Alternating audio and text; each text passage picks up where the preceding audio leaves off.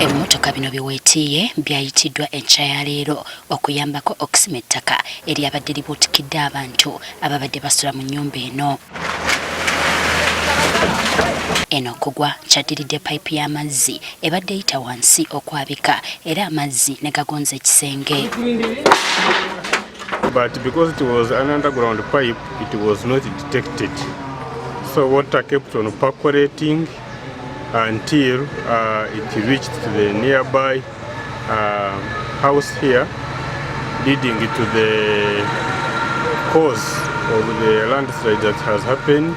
Ekyaddiridde kwabadde kugwa nga basangiddwamu tebasobodde kusimattuka.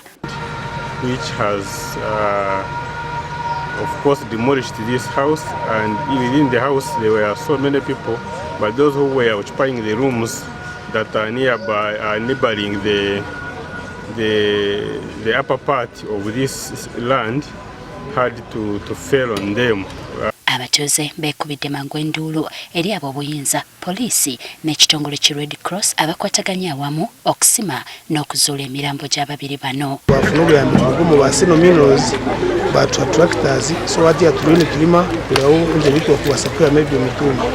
Oluvanyuma emirambo gyatwaliddwa poliisi okwongera okwekebejjebwa. The victims were sleeping in the house when rocks slid into it, damaged and buried them dead on spot.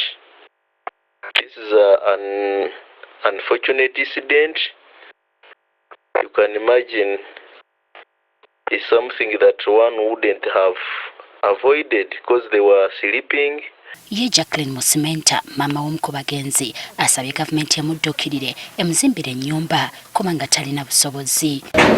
Ngambira gavumenti nayo igire kiyayo ntakyayongera kwebasiza. Nshaba gavumenti kugira ngo agire kiyanyamba mu gihe cyo tinkyayebasiza.